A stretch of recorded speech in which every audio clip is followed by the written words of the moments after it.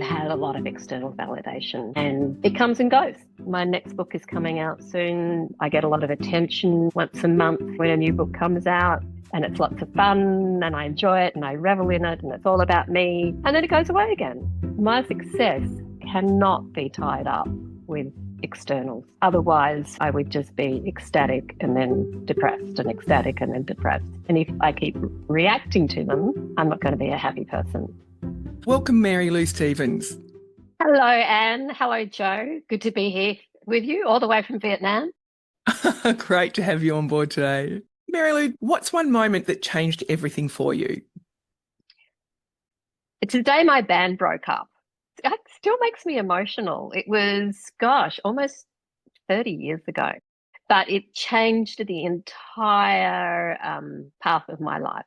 I'd always played in bands. I'd always wanted to be a famous singer-songwriter. I had put all my time, love, money into this. I was living in Sydney. I had this great idea for our band to go to the next level, and we broke up. And I was totally devastated, absolutely devastated. Mary Lou, did you know that was coming, or was it a complete blindside? Completely blindsided. One of the members decided to leave, and we had been a core of 3 for so long with rhythm sections that came and went. And especially this particular member and I had been together for years. We met at acting school in the early 80s, and I was not expecting it at all. Everyone said, okay, now's your chance to go solo. We've been waiting for you to go solo. But I was in my mid-30s and I didn't have what it takes. I knew how much work it was to even have your head slightly above water in the music industry. And I just thought, I can't start from scratch again, and I actually don't want to. What happened was really quite extraordinary and tragic, in that the Port Arthur massacre happened, and I'm Tasmanian, and I decided to go down to Hobart for the memorial. A radio announcer that I'd become friendly with, he used one of my songs as his theme music for his radio show on the ABC. And he said, what's happening? What are you up to? And I almost completely broke down on the spot. And I said, the band's broken up. I don't know what I'm going to do next. And he looked at me and he said, Mary Lou, you want to be in radio. And honestly, it was a light bulb moment. Literally, I felt this light just switch on in my head. It was astounding. And I looked at him and I said, I do. But until this moment, I didn't know that. How did you know that? And he said, I know radio and I know you, and it's a perfect match. Now, I had been playing in bands for years. We'd put out CDs independently. We'd toured, and I'd had this idea to take us to the next level, and then we broke up. But it'd been such a slog. But as soon as I made that decision to get into radio, every single door opened. It was just astounding, phenomenal. It was still a lot of hard work, don't get me wrong, but it changed the entire trajectory of my life. And I did. I loved radio. Tell me, what was the perfect match that he saw, the you and the radio, that was different to the music that you were doing in the band? I had spent pretty much my entire life on stage. I was used to being in the public eye, the public ear. He had interviewed me many times. He knew I could talk. And I have a curiosity about everything. You need to be curious because your job is asking questions. How did your passion for music meet that need for curiosity, or did it? It absolutely did in the beginning. I was accepted into the Australian Film, Television and Radio School, which is quite a palaver to get into that. And when I was there, I had the express purpose of being the music director for ABC Radio, which my head of school thought was a joke because most ABC radios are talk stations. But I wanted to put my music knowledge and skills to work. Now, the year that I was at AFTIS, the ABC suffered massive job cuts. So I went into commercial radio, but I would only go into commercial radio if I was the music director. I was programming the music for the commercial stations. It was interesting. I used to joke that in bands, I would play songs and talk in between. And on radio, I would play songs and talk in between. And I was programming the songs. It's the same as when you're in a band and you create set lists. You want to move, you want to take people through an emotional journey. I was headhunted for a job in Canberra, which I turned down because I wouldn't be the music director. And then I was finally given another job where I was the music director as well as the breakfast co-host. Then I landed my dream job, which was actually with the ABC, with a unique station. It was the Sunshine Coast and the Gold Coast. It was called Coast FM. It was like a mature age Triple J, which I always thought should exist. You know, you listen to Triple J and you get to a certain age and it's like, oh, I've kind of aged out of Triple J. This station was exactly that. It was lots of music and a little bit of talking in between. I got to use all my music knowledge and my music connections. So that's how the music and the radio melded. I want to take you back to that moment that your band member that you'd been with for such a long time let you know that this was not where it was heading. What was your immediate sense, reaction, feeling in that time? I was dumbfounded.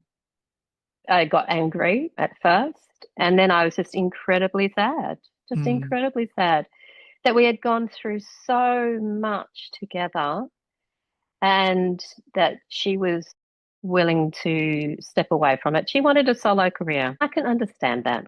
We've been together for years. She'd been great in the past. I'm a bit of a control freak. She'd stood up to me. She'd put me in her place, which I think is something only true friends who really care about you can do. No, she wanted to tread her own path and she didn't think she could do that within the band. And I understood that, but it was still heartbreaking. Oh, yeah, absolutely. I mean, also at that time, was there a fear attached to all of those feelings? There was definitely fear. What the hell was I going to do? I had trained to be an actor. I'd played in bands since I was 19 and played music before then. I was not trained to do anything to make money. Playing in bands and acting does not make you money unless you're Margot Robbie or something. And so I just saw a series of dead-end jobs. And that is frightening. What the hell am I going to do with the rest of my life? That opens up a chasm. All that purpose, all that drive I had ended up in radio, but I didn't know that at the time.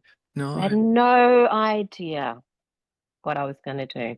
Mary Lou, how did you navigate that particular period of time before you went down to Hobart, before you met your friend at the ABC?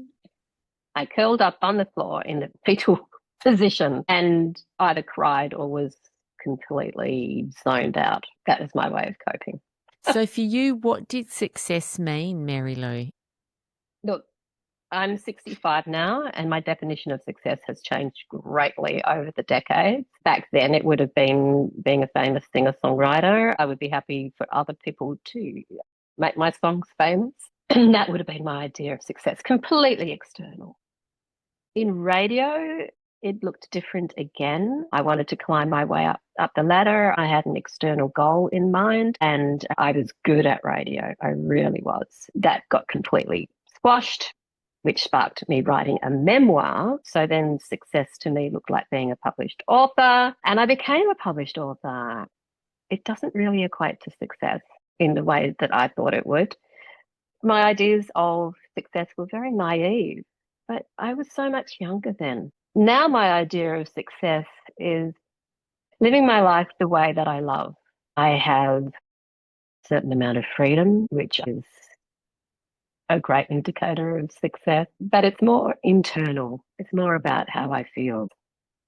I've had a lot of external validation and it comes and goes.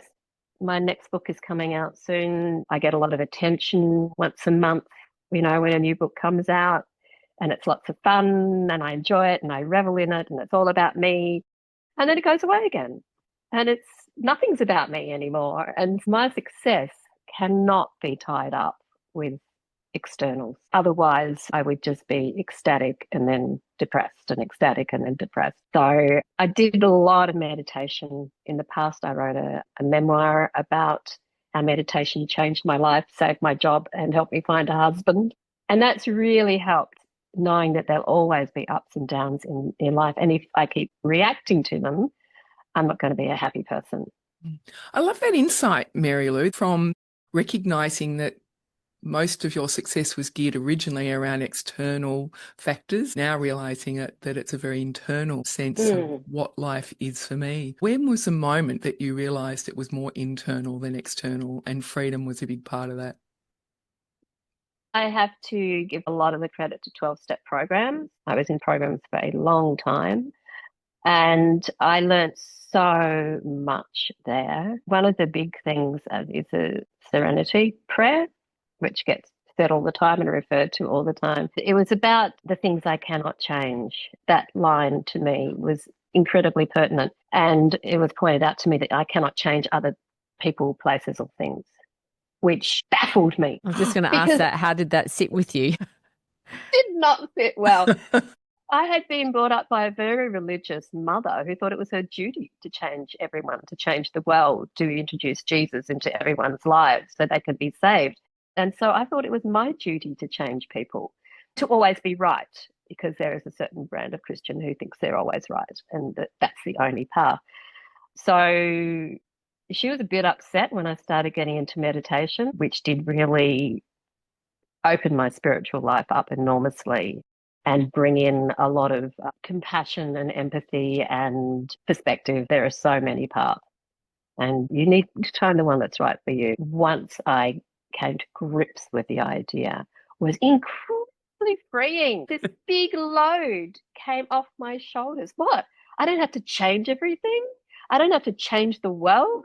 I don't have to show everyone that I'm right and they should do what I say and believe what I believe. It was so freeing. Incredible. A big belief system to change. I'm interested to go to the moment that you decided that 12-step programs were helpful for you. What sort of led to that? But this ties into fear. I actually saw an article in the community notices about a certain 12-step program and I thought, oh my God, that's me and I need to go there. I cut the phone number out and I put the piece of paper in my wallet and I carried it around in my wallet for over a year. Oh, wow. Because I was too scared to take that step because I didn't want to admit that I had a problem. Even though I knew I had a problem, I didn't want to admit it to someone else and certainly not to a room full of people. And when I eventually did call that number and they told me a bit about the program and where I could go to a meeting, and I went to my first meeting and I saw those 12 steps and I saw the mention of God. These days it's more about a higher power. It's a spiritually based program. And I looked at that and I went, oh my God, my mother has set this whole thing up. She's given me this addiction to force me to go to 12-step programs so that I believe in God again. I had thrown out all of her beliefs when I was younger and rebelled totally. That was the state I was in, that I thought my mother was that powerful that she could direct my life that way so that I would end up desperate enough to finally get over my fear, to call that number, to go to that meeting. And I was devastated. I thought, I cannot escape. There's no escape. My mother has engineered this whole thing and here I am. And if I'm going to get better, then I need to believe in God. Bloody hell. So I took a couple of pamphlets before I scuttled out of that meeting, before anyone could pounce on me and talk to me and try to convert me back into being a rabid Christian.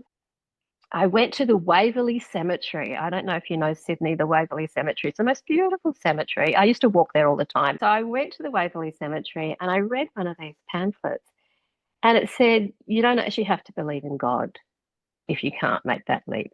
You can just act as if. And I went, holy moly. I've never been given this kind of permission before. It's always been so black and white. You must believe this is what you have to do. But I can just pretend. I've been given permission not to believe in God. I went to acting school. I can do this. I can act as if. And honestly, that's what got me to the next meeting. It really did.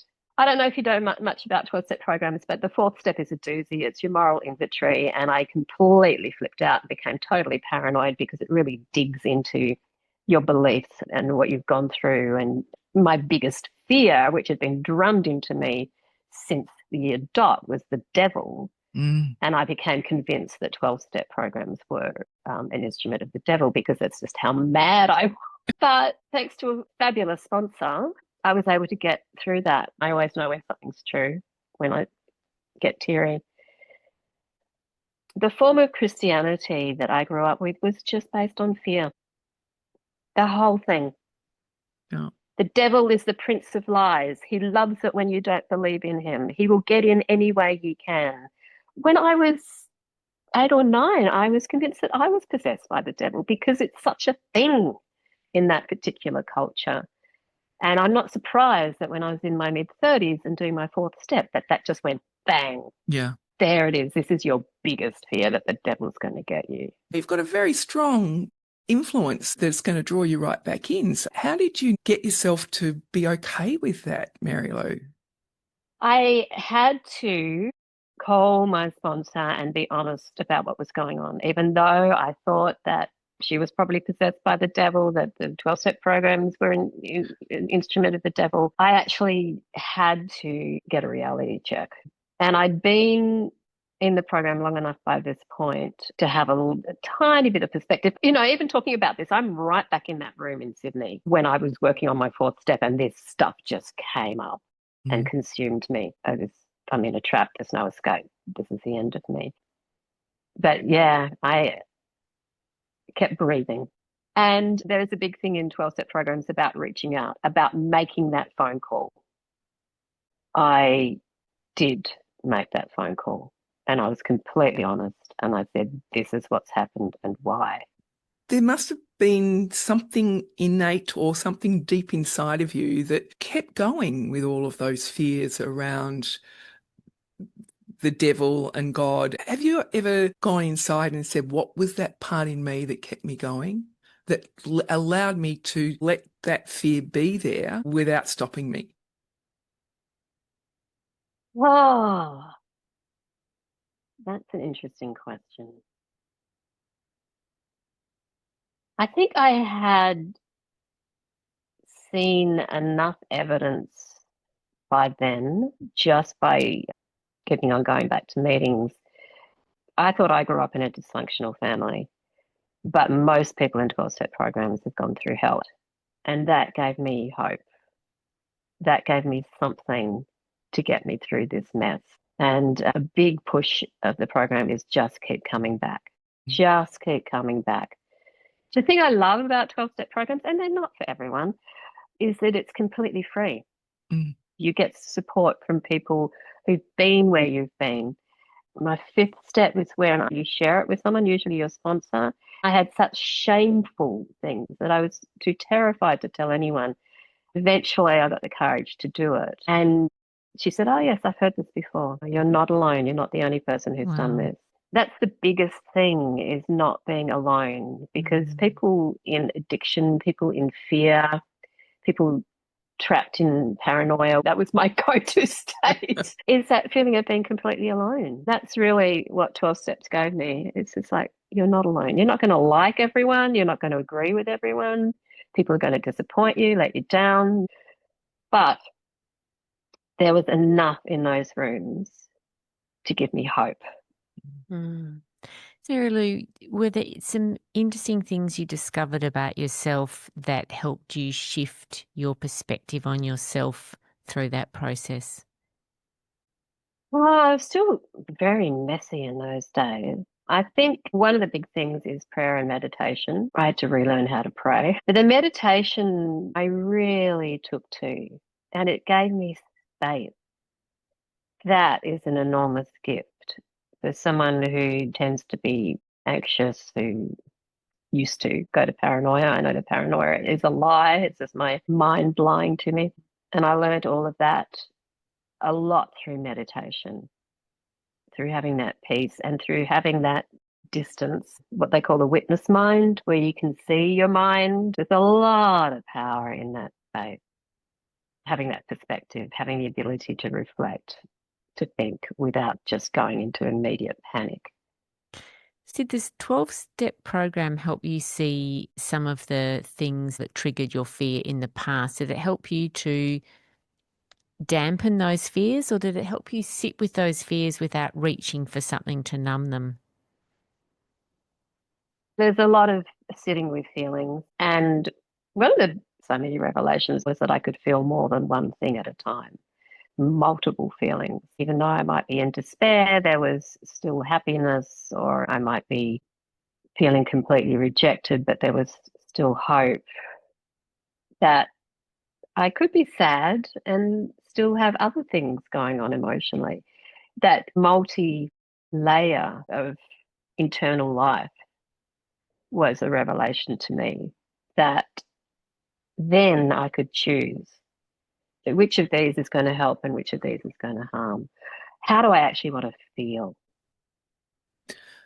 Such an important point there, Mary Lou. Sometimes when we get caught up in a thought process about one thing, it tends to take us down a rabbit hole and basically ignores everything else that's going on in our life or our feelings. And that sounds to me what you found was your whole self rather than the part that just got attached to the thing that you didn't want to feel or think about in that moment.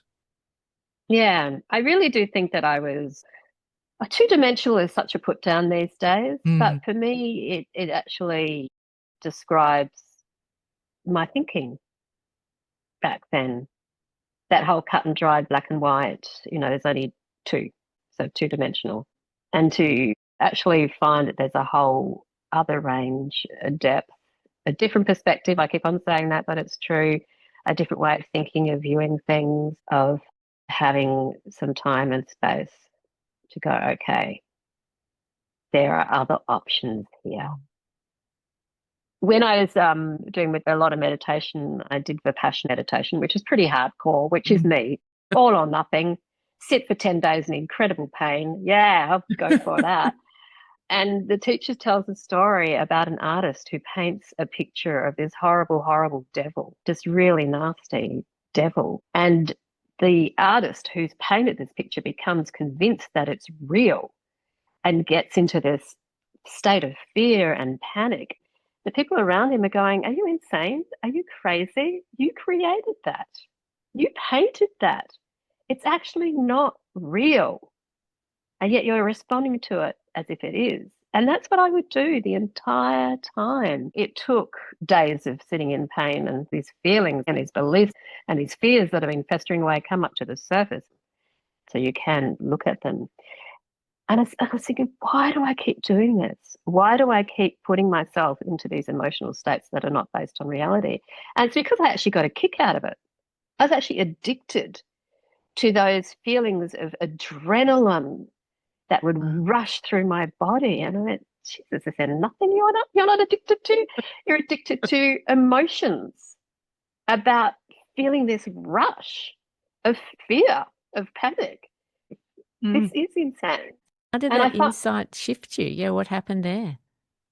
Well, I find myself doing it. And even to this day, I don't think it's a dopamine hit because that's a feel-good thing. But it is certainly a hit, a physical hit, that emotion, that terror, that fear. Because I recognized what I was doing, thanks to the meditation, I can still pick it. It doesn't happen so much anymore, but I do notice these days with social media that addiction to seeing if I've got likes or seeing if people have commented. I go, look at this, because I've got a new book coming out. Oh, I'm getting attention. Oh, how many people have liked me today? How many people have shared my book? And it's like, Mary Lou, the answers to your life do not exist on your phone. The answers to being in your life, feeling good, having a good relationship with yourself and others do not exist on your phone. Put your phone down. But I see that addiction coming up again. And so it was the same for me with fear. It was a hit. Wow. What do you do instead? You have that self-talk, and then what do you do?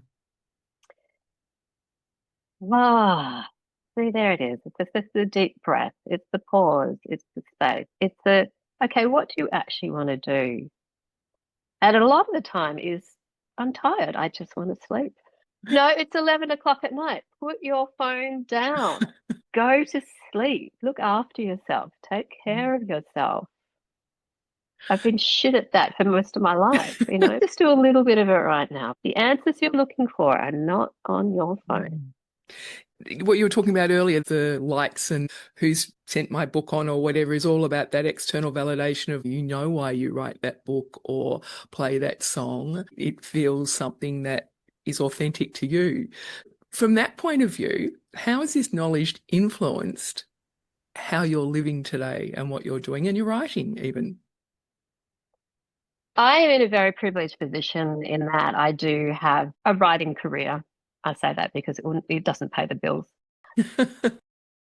Most people think if you're published with a major publisher, then you're rich. It's just like, that's not true, especially not in Australia. My books are only published in Australia. And so my memoir came out, and then years later, my novels started coming out. And so I'm in the privileged position now of knowing that this thing that I wanted for so long has not fixed my life. Sometimes it makes me very happy, but really, I still live my life day to day. There are exciting times, there are boring times. Writing is a hell of a lot of work. I spend most of my time in a room on my own, working, no matter where we're living around the world. For me, it's about very small things these days. It's about spending time with my husband, about talking with my friends. It's all these things that I would think were so naff, so boring when I was younger. I see young people today with the same kind of insight, with the same kind of knowledge that took me decades to achieve. And I was like, oh, you wonderful, wonderful creatures. I don't know how you did that, but good on you. There's certainly a level of awareness that has risen, which wasn't around when I was young. Yes, the quiet moments, it's appreciating those little things. And as a friend said to me, oh, but none of them are little things, Mary Lou. There's a whole world in everything. Mary Lou, between 30s and now in your 60s, was there anything else that helped you reach the point where you are now other than the 12-step program? Oh, absolutely. I landed my dream job with the ABC, and after a year, it turned into an absolute nightmare, total nightmare. Thanks to 12-step programs, I knew that I couldn't change my boss and I couldn't change my job, that if anything was going to change, I would have to change myself. That's what took me off to Vipassana meditation. From that stemmed writing, well, getting a publishing deal originally. That has been a huge change in my life. And my first book came out when I was still working for the ABC, and I was very hard on the ABC in that book. I got some initial interest from an agent, and she read my first pages and she said, actually, you've got on the wrong tack. If you're going to write this book, you have to be really, really honest. And I wasn't ready. I was too scared, too much fear. So I went off and wrote a novel, which will probably never see the light of day. And then when I had a bit more time and perspective, I thought, okay, I can write this novel completely honestly. But when it did get picked up and I had to sign the contract, I had to sit down with my husband and go, okay, now I could get sued. I could lose my job. I could lose my friends because this book is so honest. And it's about me, but it's about what I experienced, so other people are involved. And there's a lot about my childhood. There was a lot about my situation with the ABC. I had changed every single aspect so no one could be recognised. But still, there was a big risk. We sat down together. It's going to sound a bit woo-woo, but we thought about the energy around this book. Would we survive if we lost the house, if I got sued? And how important was it? I had such belief in this memoir, and he has such belief in me, and the energy was actually good around it. What's our life going to look like in a year, 2 years, 5 years? It was like, okay. After we'd had that discussion, then I signed. And then the book came out, and then a whole other level of fear came up because how's it going to be received? I have been so completely honest. One of the reviewers said it's like Mary Lou's taken off all her clothes and walked down the middle of the main street. It was definitely the meditation that not only created this book, but also helped me through a lot of that. I'm hearing you talking about that you had agency throughout this whole process. So no matter what the external world did, said, or responded to your memoir, you knew within your heart of hearts that that was the path to go. Yeah, look, I had faith in this book. I really did. And I didn't get sued. My state manager read it and she called me up and I thought, oh God, here we go. I'm going to get hauled over the coals for being so hard on the ABC. But they did treat us appallingly. I expected to be treated badly in commercial radio. I never expected to be treated that badly in the ABC. Sadly, it happens all too often. So I thought, oh, here we go. This is it. This is the phone call. She said, I read your memoir. It really got me thinking. I thought, okay, yeah, thinking that you have to fire me. She said, I really should do more meditation.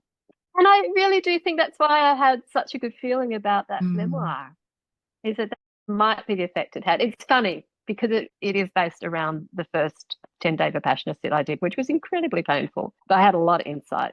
And half the people who read the book go, I never want to do that. And half the book who read that book say, I really want to do that.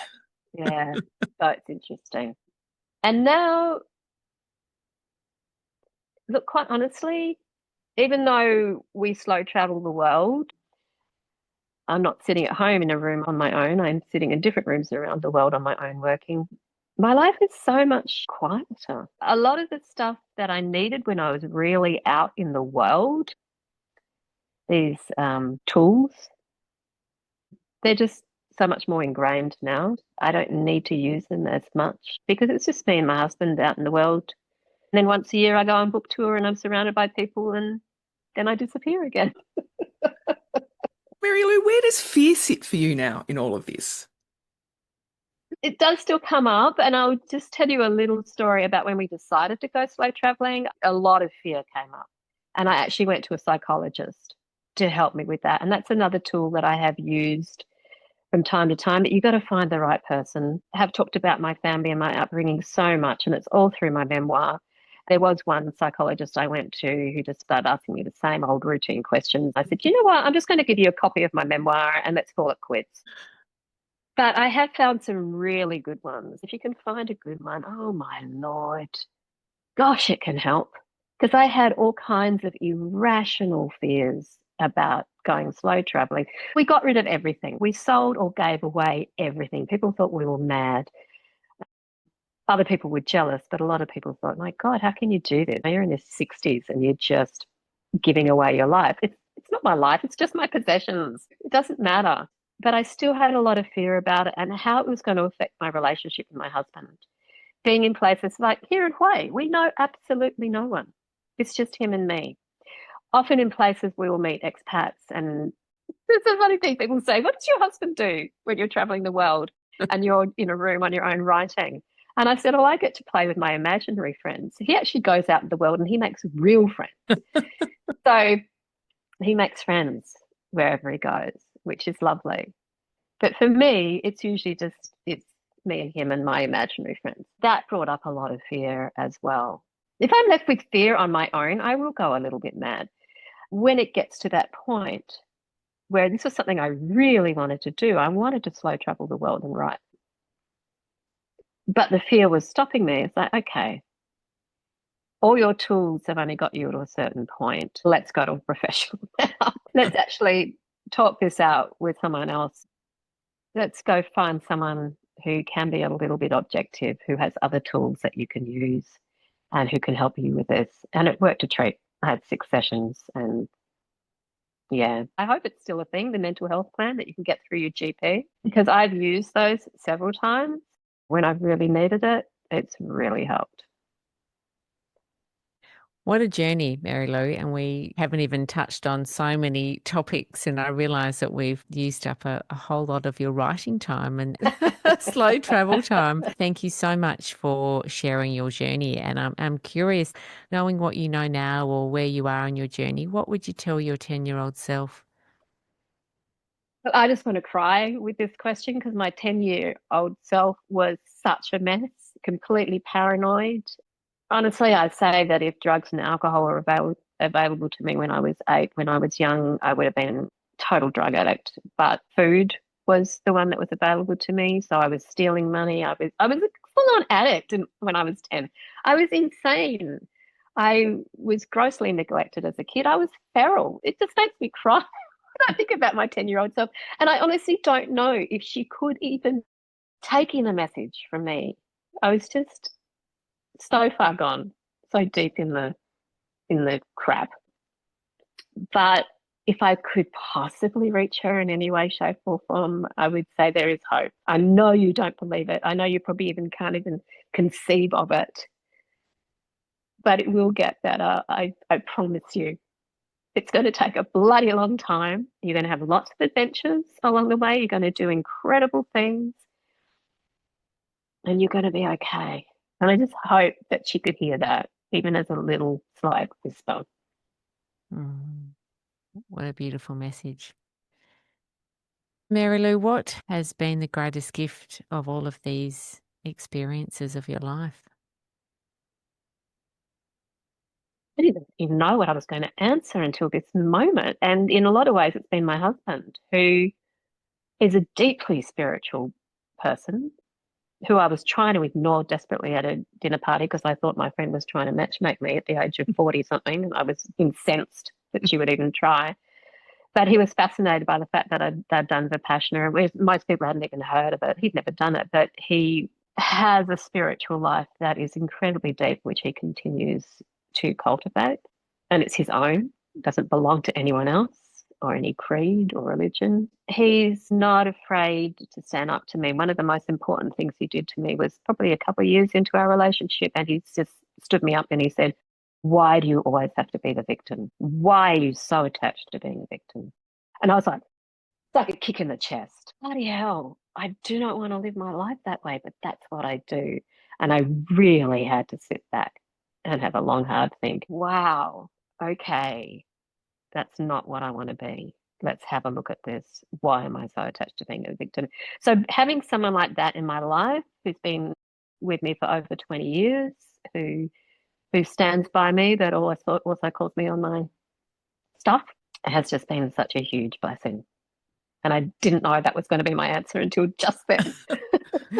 Well, thank you for sharing that. And then finally, what would be your top tips for others?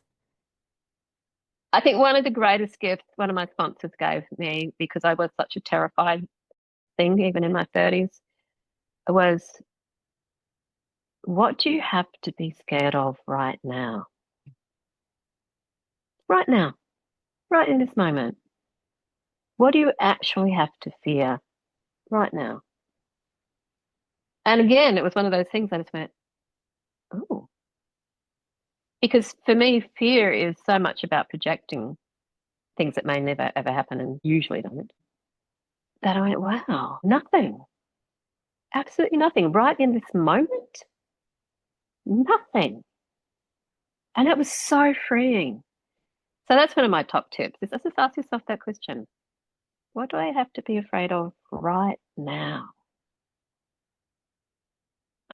I'm in Thailand. What do they have in Thailand? Elephants? Unless I'm being chased by... No, I'm in Vietnam. Sorry. Well, they have dangerous animals here. True, I'm sure. But, unless that's happening, which has never happened, okay. But most of the time, what do I have to be afraid of right now? In this moment, nothing. The only other thing is that question, is it fear or is it excitement? Yeah. And I love that, because you can just turn it around with that one question, because they feel so similar a lot of the time. Asking questions is always a good idea, I think, when you're in a kind of agitated state. Well, great tips, Mary Lou, and thank you so much for a journey that you've shared with us. As I say, I would love to dig even deeper. Maybe we'll get you to come back. But thank you again for sharing your journey with us and your tips. It has been an absolute pleasure. Well, I went into some unexpected places. So thank you. Thank you. I really... Is enjoyed the right word? I don't know. I think it is. Let's use enjoyed. Let's use enjoyed. Thank you. Okay, that's our episode for today of What's Fear Got to Do with It. Thanks so much for your company. We hope you found it insightful and it left you with some helpful tips from our guests and some great points for you to reflect on. Don't forget to subscribe to us on Substack or follow us on your favourite platform and leave a review. We'd love to know your thoughts. Maybe you'd like to be a guest or you know someone who you would like to hear their story. Reach out to us on Insta at whatsfear_podcast or email us at info@whatsfear.com. All the guests' show notes are below. And until next time, from Jo and I, take care, stay curious and keep the conversation going.